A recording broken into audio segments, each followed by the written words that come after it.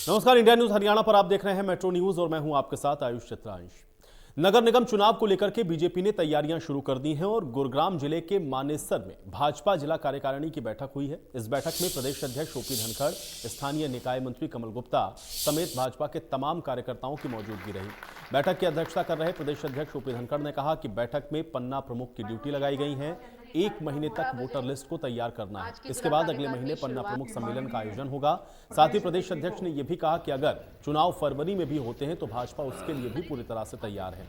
वहीं इस बैठक में स्थानीय निकाय मंत्री डॉक्टर कमल गुप्ता ने कांग्रेस पर निशाना साधा और कहा कि भाजपा एक कैडर बेस्ड पार्टी है, न कि कांग्रेस की तरह परिवार की पार्टी। उन्होंने कहा कि चुनाव के लिए पन्ना प्रमुख, बूथ अध्यक्ष, बूथ समिति पूरी तरह से तैयार हैं और चुनाव जब भी होगा भाजपा चुनाव के लिए पूरी तरह से तैयार है। आज गुड़गांव जिला कार्यकारिणी की बैठक यहाँ मानेसर में संपन्न हुई है और बैठक का मुख्य फोकस जो आगामी नगर निगम चुनाव है उसकी दृष्टि से रहा है। कमल गुप्ता जी को हमने गुड़गांव नगर निगम का दायित्व सौंपा है और रामला जी को मानेसर नगर निगम का प्रभारी के रूप में से। संगठनात्मक दृष्टि से भारत भूषण जवाई जी को गुड़गांव नगर निगम में और मनीष मित्तल जी को मानेसर नगर निगम का दायित्व सौंपा गया है और अभी हमने पन्ना प्रमुख तक की दायित्व टीम को दिया है कि वो 31 जनवरी तक अपनी वोटर लिस्ट पर हर पन्ने का कोई ना कोई इंचार्ज बनाए। फरवरी फर्स्ट वीक में फिर उस मामले में आगे बढ़ेंगे। आज ही युवा मोर्चा की बैठक भी संपन्न हुई है और युवा मोर्चा ने भी अपने आगामी संगठनात्मक कार्यों की दृष्टि से योजना बनाई है जो भाजपा गुरु कमल कांग्रेस में संपन्न हुई है। आज सुबह एक कार्यशाला और भी हुई है जिसमें हरियाणा के सभी जो टाटा प्रकोष्ठ के टाटा विभाग के जो कार्यकर्ता हैं वो आए थे। मैं भी स्वयं था और हमारे गुरु कमल की दोनों बैठकों में हमारे राष्ट्रीय महामंत्री तरुण चुग जी भी सहभागी हुए।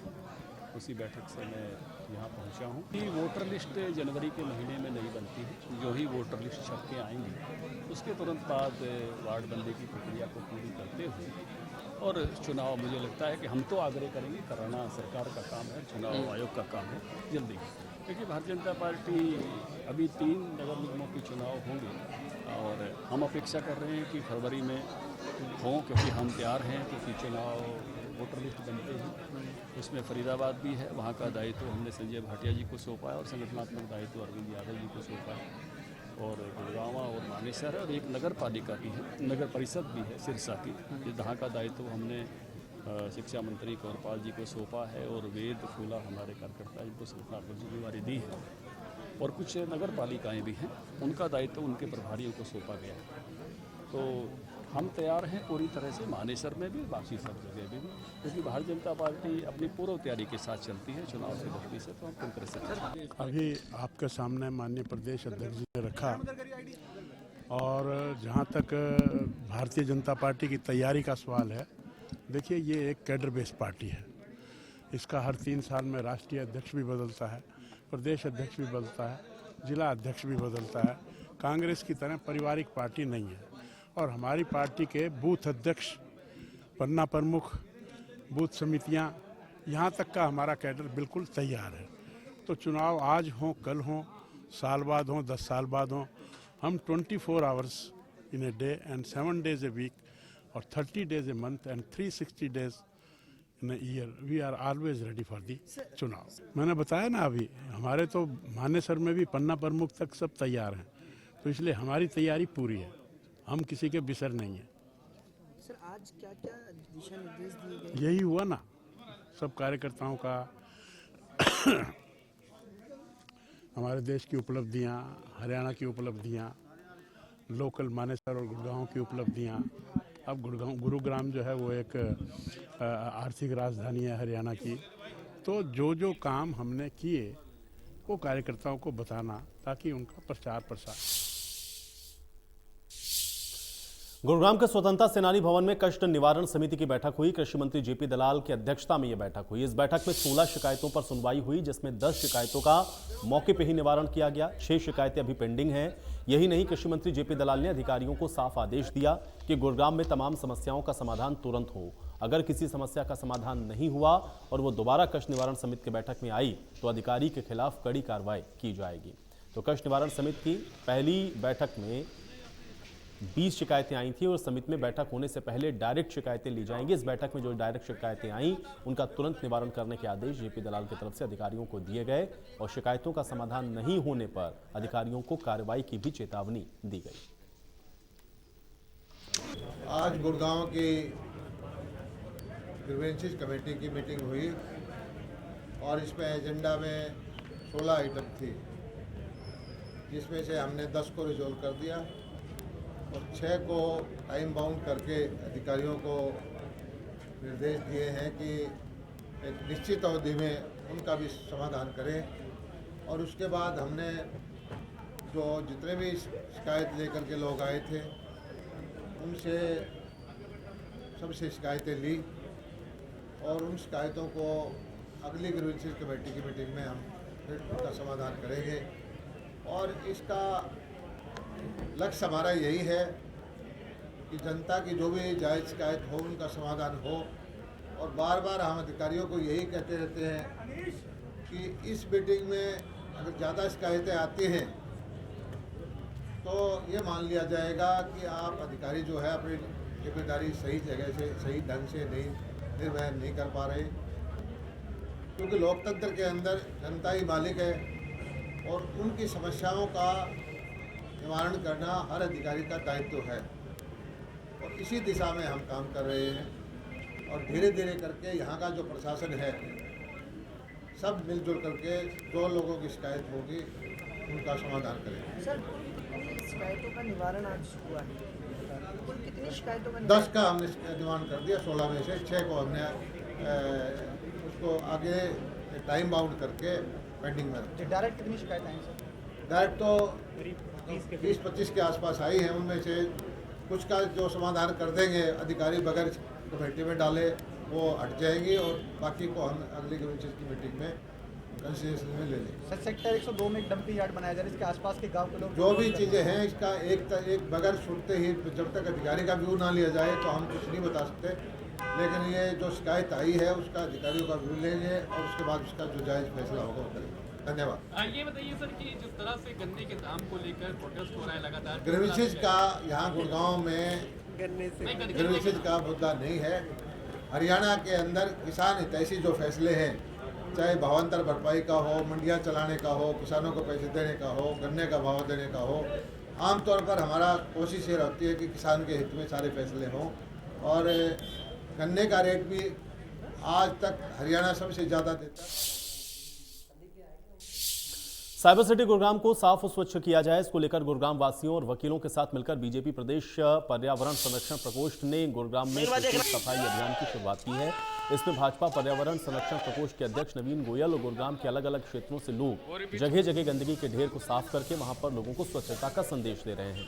लोगों का कहना है कि केवल सफाई करना ही समाधान नहीं है, बल्कि सुनिश्चित ये भी करना जरूरी है कि दोबारा से यहाँ पर कूड़ा ना पड़े, क्योंकि अक्सर सफाई के बाद लोग कूड़ा वहां पर फिर से फेंकते हैं। ऐसे में जगह जगह पर पड़ा कूड़ा कई बीमारियों का कारण बनता है। पशु पक्षी भी इसको खा लेते हैं, तमाम बीमारियां इससे फैलती हैं। अब इससे बचाव के लिए गुरुग्राम में स्वच्छता अभियान की शुरुआत की गई है, गुरुग्राम के विभिन्न लोगों को साथ लेकर के, ताकि लोग जागरूक हों और साइबर सिटी गुरुग्राम को सुंदर और स्वच्छ बनाया जाए। स्वच्छता के साथ साथ जगहों पर पौधारोपण भी किया जा रहा है। सफाई की जरूरत तो हर जगह है, चाहे कोई कॉलोनी हो, चाहे सेक्टर हो, चाहे सोसाइटी हो, चाहे गांव हो। मुख्यतः गुरुग्राम के अंदर ये 4 चीजें ज्यादा है और ओल्ड गुरुग्राम के अंदर तो कॉलोनियां ज्यादा हैं। सबसे पहले तो हमें गीला सूखा कचरा जो है उसका निस्तारण सीखना पड़ेगा, उसके अंदर अपनी जिम्मेदारी तय करनी पड़ेगी। अभी बहुत बड़ी चिंता का विषय गुरुग्राम में जो बंदवाड़ी में कूड़े का पहाड़ बन गया है, ये भी बड़ी चिंता का विषय है। ये याद आने की बात नहीं है, ये एक संकल्प है क्लीन गुरुग्राम का। मैंने निवेदन किया, हमारे नए प्रधान जी जो डिस्ट्रिक्ट बार के बने हैं, और मैंने फोन पे बधाई दी। तो मैंने बधाई देते पहली बात ये कह दी थी कि प्रधान जी एक ड्राइव करेंगे। पहले हमने यहाँ पर पौधे लगाने की ड्राइव की थी, मैं देख रहा हूँ कि सारे पौधे इन्होंने संभाल के रख रखे हैं। तो दोबारा ये लगे कि डीपली सफाई करेंगे। वैसे तो बाहर की रोज सफाई होती है, लेकिन हमें डीप क्लीनिंग करने का इरादा था। उसमें प्रधान जी की भी इच्छाएं हैं कि हम बाहर के लिए बहुत कुछ करें। संदीप शेरावत जी, ये भी जुझारू साथी हैं, महासचिव हैं, योगेश जी हैं, जितेंद्र जी हैं, सब लोग मिलकर के एक नई टीम बनी है। तो कुछ नई उमंग, नई जोश, नई क्रांति के साथ काम होना चाहिए। इन्होंने हमारा निवेदन भी स्वीकार किया। और ना केवल आज, कि जब भी हमें किसी भी काम के लिए याद करेंगे, चाहे कोई मेडिकल कैंप लगवाना हो, चाहे कोई भी आईडीज का कैंप हम लगाते हैं, या कोई भी जिम्मेदारी डिस्ट्रिक्ट बार को लेकर के करेंगे, हमारी जिम्मेदारी देंगे, हम उस जिम्मेदारी में हमेशा पूरे खड़े मिलेंगे। तो गुरुग्राम ट्रैफिक पुलिस की ट्रेनिंग में बोलने की सीख दी जाती है, लेकिन गुरुग्राम में सड़क पर खड़ी ट्रैफिक पुलिस में बोलने का तरीका आप देखेंगे तो हैरान रह जाएंगे। ट्रैफिक पुलिसकर्मी तू तड़ाक के लैंग्वेज में बात करते हैं। पुलिसकर्मी आम जनता के साथ साथ पत्रकार के साथ भी बड़ी अभद्रता के साथ पेश आते हैं। इंडिया न्यूज हरियाणा के कैमरे पर गुरुग्राम पुलिस की पूरी ट्रेनिंग भाई दोबारा बोल मेरी ड्यूटी ड्यूटी करिए, आप अपनी ड्यूटी करिए। आप साइड हो, क्या कर रहे हो? साइड हो, उल्लू का पट्टा क्या होता है? साइड हो, उल्लू का पट्टा क्या होता है? एक साइड हो, उल्लू का पट्टा क्या होता है? अरे मेरे ड्यूटी कर दे। अरे ड्यूटी कर लो। उल्लू का पट्टा क्या मेरे होता को है? क्या पता क्या होता है? क्या होता है? थोड़ा तमीज से कैसे बदतमीज कर रहा है? कैसे कर रहा है बदतमीज? कैसे कर रहा है? मेरी ड्यूटी है।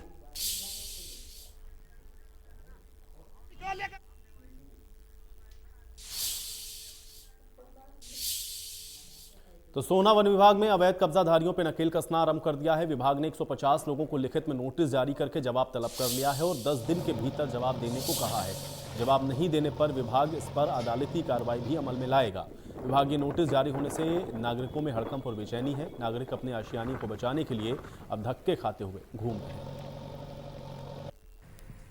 सर, इंक्रोचमेंट को लेकर मेरा पहला तो सबसे बड़ा फोकस है कि मैं खुद पैमाइश करवाऊँ अपनी वन भूमि की, और पैमाइश करने के बाद में हम आगे की कार्रवाई करें, क्योंकि माननीय न्यायालय जो हमारे पास KML फाइल है उसको सबूत के तौर पे मानते नहीं है, क्योंकि वो ऑथेंटिकेशन नहीं है।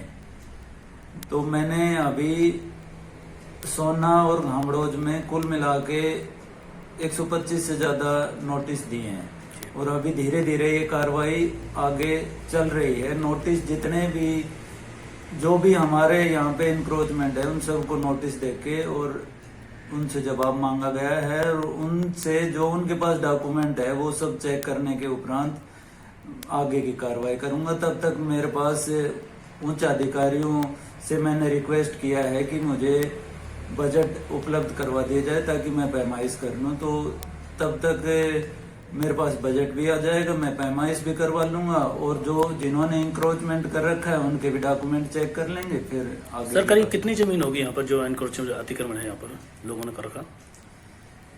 अतिक्रमण तो सर यहाँ पे काफी पुराना है, और एग्जैक्ट तो मैं अभी कह नहीं पाऊंगा क्योंकि पैमाइश नहीं कर पाया हूँ मैं। तो एग्जैक्ट टोटल जमीन बताना तो बहुत मुश्किल है। घामड़ोज में तो सर जो मेरा वन भूमि है उस पे BPL प्लॉटिंग भी की हुई है 2012 में, तो उसका भी अभी तहकीकात करनी पड़ेगी कि उस टाइम पे कौन कौन अधिकारी थे, किसने NOC दिया और कैसे प्लॉटिंग हुई है। ये सब लंबा प्रोसेस है, धीरे धीरे इसको क्रियान्वयन करेंगे हम। सोना में किन किन कॉलोनी में जब सबसे ज्यादा इंक्रोचमेंट है सर? सोना में तो ITI कॉलोनी, ठाकुरवाड़ा जी, और जो पहाड़ कॉलोनी हो सर। हाँ, पहाड़ कॉलोनी, ये सब एग्जैक्ट आपको फिगर में पैमाइश के बाद दे। वहीं गुरुग्राम में सेक्टर 49 में बनी झुग्गियों में सिलेंडर फटने से आग लगी है और आग लगने की वजह से सैकड़ों झुग्गियां जलकर राख हो गई हैं। गनीमत यह रही है कि किसी व्यक्ति को किसी तरह का कोई नुकसान नहीं हुआ। आग पर काबू पाने के लिए दमकल विभाग के कर्मचारियों को भारी मशक्कत करनी पड़ी है। कई घंटे की मशक्कत के बाद इस आग पर पूरी तरह से काबू पा लिया गया है। क्या नाम है आपका? यूसुफ। यूसुफ, आपकी कितनी झुग्गियां थी यहाँ पे? हमारा 3 है, हम किराएदार का किराया लिया। तो क्या सामान अपना बचा पाए? सर नहीं बचा है, एक सामान नहीं बचा हुआ है। तो सब में आग लग गया? जल गया। तो क्या तुरंत आग लगी थी? कैसे, क्या पता लगा था आपको, कैसे लगी? हम लोग तो काम पे गया था ना, तो आके देखा जब भी जल रहा है। तो उसमें आपके कोई परिवार कुछ किसी को परिवार है तो काम पे गया था सारी। अच्छा, क्या कुछ था अपना सामान, क्या कुछ था उसमें सामान? हाँ, पैसे है, जो चीज़ आ रहा है, खाने वाने का चीज़ सारी है। तो कितने टाइम से रहते हैं आप यहाँ पे? यही मैंने 12 बज के आया था काम पे। अच्छा, और आके देखा आग लग गया। 1857 के स्वतंत्रता संग्राम में अंग्रेजों के द्वारा फांसी पर चढ़ाए गए बल्लभगढ़ के राजा शहीद नाहर सिंह का बलिदान दिवस मनाया गया। इसमें कैबिनेट मंत्री और स्थानीय लोगों ने उनको श्रद्धांजलि अर्पित की। कैबिनेट मंत्री ने कहा कि शहीदों की कुर्बानी की वजह से हमें आज़ादी मिली थी और आज अनेक संस्थाएं उनका शहादत दिवस मना रही हैं, उनको याद किया जा रहा है। आज राजा नाहर सिंह जी का बलिदान दिवस है और 3 आदमियों को दिल्ली के दरबार पे लाल किले जो फांसी के फंदे पर लटकाया गया था, उसमें भूरा वाल्मीकि, गुलाब सिंह सैनी, राजा नाहर सिंह के साथ साथ उसके दिल्ली के दरबार पर फांसी पे दी गई थी। आज उसका बलिदान दिवस हम शहर में मना रहे हैं और एक नहीं अनेक संस्थाएं मना रही हैं। उनकी कुर्बानियों से हम सबको देश को आज़ादी मिली और हमेशा वो याद रहेंगे जिनके कारण हमको आज़ादी मिली है। ऐसा आज दिवस है, बलिदान दिवस के नाम से मनाया जा रहा है। और राजा नाहर सिंह की ऐतिहासिक नगरी ये बल्लभगढ़ की नगरी है और जिस नगरी में अनेक योद्धाएं पैदा हुए और एक नहीं जाए, अभी जो देश की हर सीमा पर बल्लभगढ़ और पलवल के जो सेना में जो भर्ती हैं नौजवान साथी हैं, आज भी नौजवान और बहुत से लोगों ने अपनी शहादत दी। हरियाणा में कर्मचारी महासंघ के बैनर तले कर्मचारियों ने इकट्ठा होकर फरीदाबाद के लघु सचिवालय के सेक्टर 12 पर अपना विरोध प्रदर्शन किया है। पहले कर्मचारियों ने एक्साइज एंड टैक्सेशन डिपार्टमेंट के दफ्तर पर इकट्ठा हुए, फिर जिला उपायुक्त के कार्यालय गए, जहां पर सीटीएम अमित मान को मुख्यमंत्री के नाम से अपना मांग पत्र और ज्ञापन सौंपा गया। प्रदेश महासचिव कर्मचारी महासंघ के सुनील खटाना की माने तो कर्मचारियों की ओर से नई पेंशन को बंद करके पुरानी पेंशन स्कीम को चालू करने, कच्चे कर्मचारियों को पक्का करने, हरियाणा कौशल रोजगार निगम को बंद करने और कच्चे कर्मचारियों को समान काम समान वेतनमान देने, पुरानी एक्सग्रेसिया की पॉलिसी को लागू करने और सभी कच्चे और पक्के कर्मचारियों को फ्री मेडिकल कैशलेस सुविधा देने आदि समेत कई मांग हैं, जिसको लेकर के हरियाणा कर्मचारी महासंघ ने ये विरोध प्रदर्शन करते हुए सरकार के खिलाफ अपना विरोध जताया है।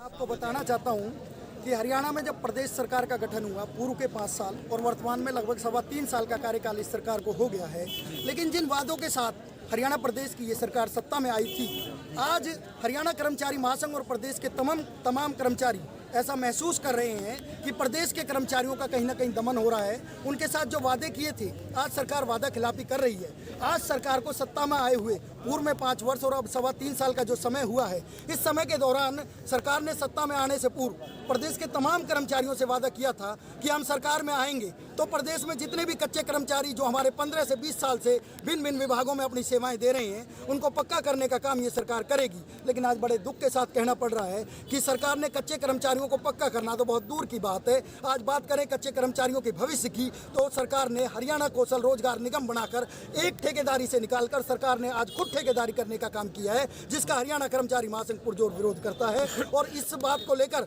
आज प्रदेश के तमाम कर्मचारी वर्ग में भारी रोष है। साथ ही साथ हमारे 2004 के बाद जितने भी प्रदेश के तमाम पक्के कर्मचारी जो स्थायी भर्ती के माध्यम से सरकार ने लगाए थे, उनको पुरानी पेंशन का लाभ आज तक नहीं मिला। अभी आपने देखा होगा हिमाचल में सरकार बनी और सिर्फ कर्मचारियों के दम पर वह सरकार बनी है कि लोगों ने पुरानी पेंशन बहाली का नारा दिया, सरकार ने वादा किया और उस वादे पर सरकार खरी उतरी तो निश्चित तौर पर कर्मचारी वर्ग ने हिमाचल में सरकार बना दी।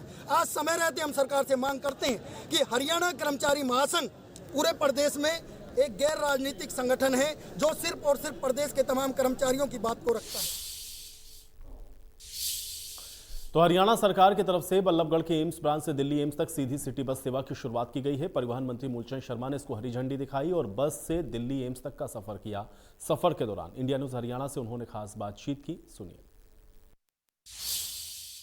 हरियाणा सरकार और कैबिनेट मंत्री मूलचंद शर्मा की तरफ से ऐसे लोग जो बीमार हैं और उनके साथ जो जाने वाले तीमारदार हैं, उनके लिए एक बड़ी सौगात दी है, क्योंकि बल्लभगढ़ की एम्स की जो ब्रांच है वहां से दिल्ली एम्स तक ये एक बस चलाई गई है सिटी बस सर्विस के माध्यम से। और आपको देखिए ये पहली शुरुआत आज हुई है इसकी और आपको तस्वीर में दिखा देता हूँ कि पूरी बस भरी हुई है, चूँकि एक लंबे अरसे से मांग इस बात को लेकर थी कि एम्स जाने वाले तमाम बीमार लोगों के लिए कोई सीधी कनेक्टिविटी फरीदाबाद या बल्लभगढ़ से नहीं थी। और चूँकि आज बस की शुरुआत हरी झंडी दिखाकर रवाना की गई और खुद कैबिनेट मंत्री मूलचंद शर्मा उसी में सफर कर रहे हैं, उनसे बात भी कर लेते हैं, क्योंकि हरियाणा सरकार की तरफ से और आपकी तरफ से एक सौगात उन लोगों को जो बीमार हैं, किस तरह से देख रहे हैं इस पहल को?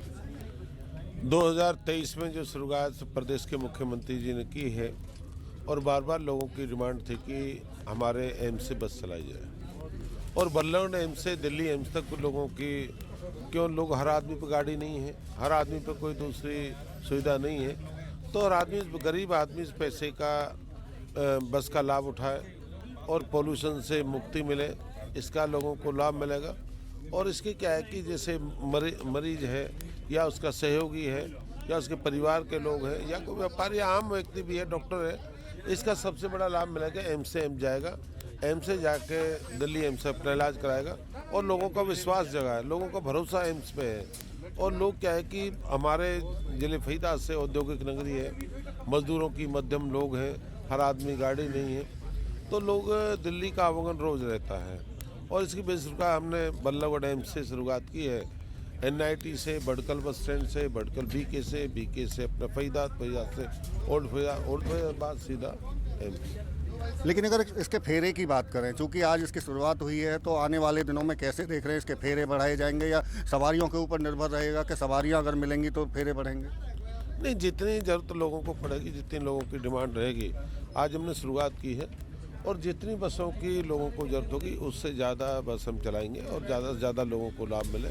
और ये शुरुआत है, ये पहली बस की शुरुआत है और जैसे जैसे मान लो या NIT होगी, बड़कल होगी, ज़्यादा से ज़्यादा हम बसों के फेरे बढ़ाने का प्रयास करें। गरीबों की सवारी, गरीबों का रथ रोडवेज को कहा जाता है। बात अगर किराए की करें तो किस तरह से इसका किराया का प्रक्रिया रहने वाली है? क्या कम किराया लेंगे या जो प्रक्रिया है पूरी उसी को फॉलो करेंगे?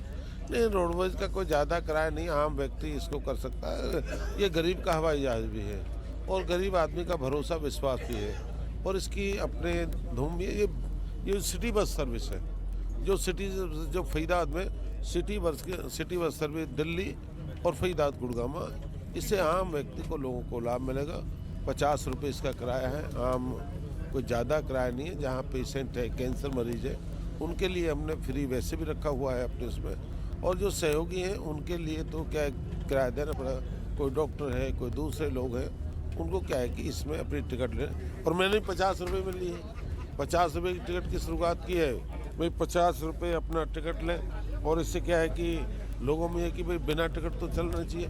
और जो इस बस का सबसे बड़ा लाभ है कि हम दिल्ली अपनी गाड़ी जाते हैं, पार्किंग भी करते हैं तो 100 रुपये तो पार्किंग में लग जाते हैं दिल्ली में। और दिल्ली में पार्किंग गाड़ी के आने का जाने का छोड़िए, हम जितना पार्किंग में पैसे लगते हैं आना जाना उतने में हम फरीदाबाद से दिल्ली सफ़र कर सकते हैं, सिर्फ पार्किंग के पैसे में। एक संदेश देने की आपने कोशिश की है टिकट लेकर के, बिना टिकट यात्रा इसमें सफ़र ना करें लोग, लेकिन इसके साथ साथ दूसरा सवाल ये है कि बल्लभगढ़ फरीदाबाद के लोगों के लिए तो फ़ायदा होगा, क्या दिल्ली में भी इसकी स्टॉपेज होंगे? दिल्ली के लोग भी इसका फ़ायदा उठा पाएंगे? नहीं, दिल्ली के लोग हैं जहाँ एम्स से हैं, जहाँ से चलेंगे उसके भी दिल्ली के लोगों को आना है फरीदाबाद के लिए, वो भी रूट बनाएंगे, वो भी उनसे ले लेंगे कहाँ से करना है, ओखला लेना, आश्रम लेना है या अपने एम्स से है कोई दूसरे स्थान से जहाँ से गाड़ी निकलेगी वहाँ से रूट ले लेंगे भी, कहाँ से उठाना है और कहाँ से लोगों को। लोग फरीदाबाद आना चाहते हैं, फरीदाबाद भी इलाज कराना चाहते हैं, बल्लभगढ़ से भी इलाज कराना चाहते हैं, उसका लाभ मिलेगा, आदान प्रदान होगा।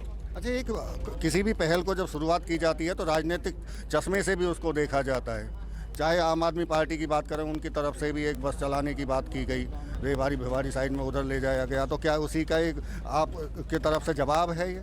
नहीं, ऐसा नहीं है, उनसे हमारा कोई लेना देना नहीं है।